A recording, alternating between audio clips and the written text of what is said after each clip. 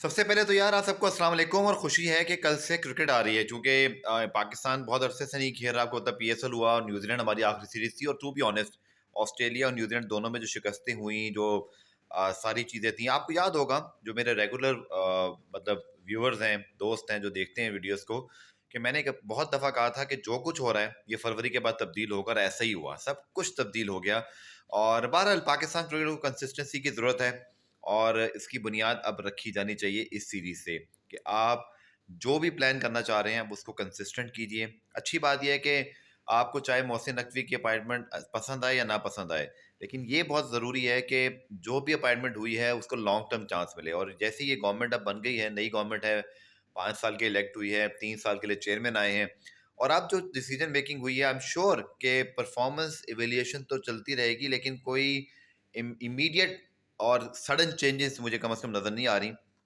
सिवाय ये कि एक दो परफॉर्मेंसेस पर कुछ प्लेयर्स के कैरियर जो है वो ऊपर नीचे ज़रूर हो सकते हैं जिनके कमबैक्स हो रहे हैं, लेकिन इससे ज़्यादा मैं कुछ नहीं देख रहा।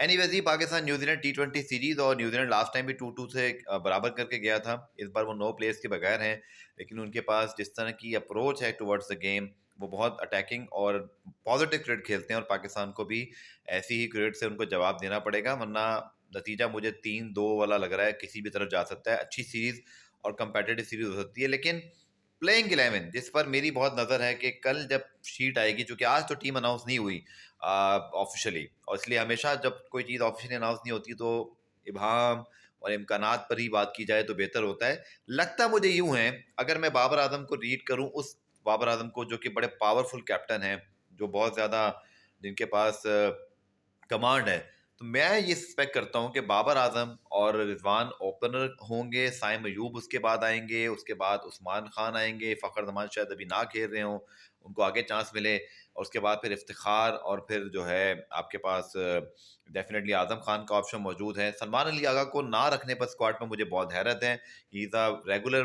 Feature of Pakistan other two format. PSL भी अच्छा गया, बट मुझे समझ नहीं आया कि उनको आपने कैसे मारा दिया जबकि वो बॉलिंग भी कर सकते हैं। इसी तरह फिर शादाब और इमाद, उसके बाद शाहीन, नसीम और आमिर, और डेफिनेटली जमान खान भी चॉइस में शामिल हैं। मोहम्मद वसीम जूनियर के ना होने पे भी मुझे बहुत हैरानगी है, क्योंकि हालांकि उस लड़के ने जो परफॉर्मेंस दी थी वर्ल्ड कप में साउथ अफ्रीका के खिलाफ मैच में स्पेशली, और जो उसकी एक बॉडी लैंग्वेज और इम्प्रूवमेंट, मुझे लगता है कि कुछ कभी कभी हम पीएसएल पर कुछ लड़कों को सिलेक्ट कर लेते हैं और कुछ को ड्रॉप कर देते हैं। इसी तरह मोहम्मद हारिस कहाँ है? मोहम्मद हारिस जो हैं वो एक मैच एक सीरीज में कुछ खेले थे, उसके बाद आपको याद है रेस्ट करवाया गया जी। रेस्ट, एक फॉर्मेट के प्लेयर को रेस्ट, और बाद में वो टीम से ही बाहर। यही हसीब के साथ हमने किया न्यूजीलैंड सीरीज के बाद।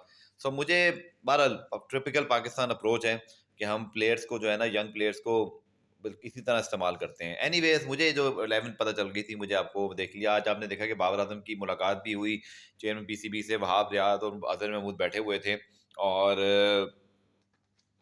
बस मुलाकात की तस्वीर आई। तो मुझे नहीं पता इसका मकसद क्या था तस्वीर का देने का।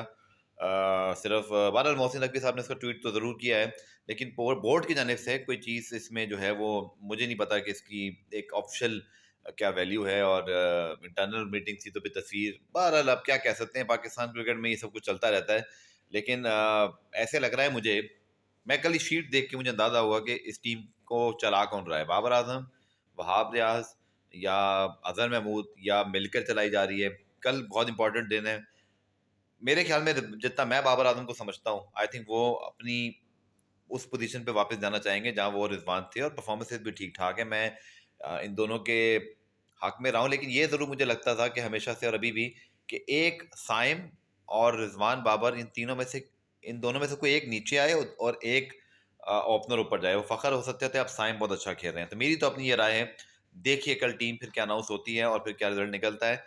सो इस पर मज़ीद बात करेंगे। चैनल को सब्सक्राइब करना, यूट्यूब पे, फेसबुक को लाइक, और टिकटॉक वगैरह पे भी जहाँ आप देखें, इंस्टाग्राम पे भी, तो आप ज़रूर उसको लाइक कर लीजिएगा। Thank you.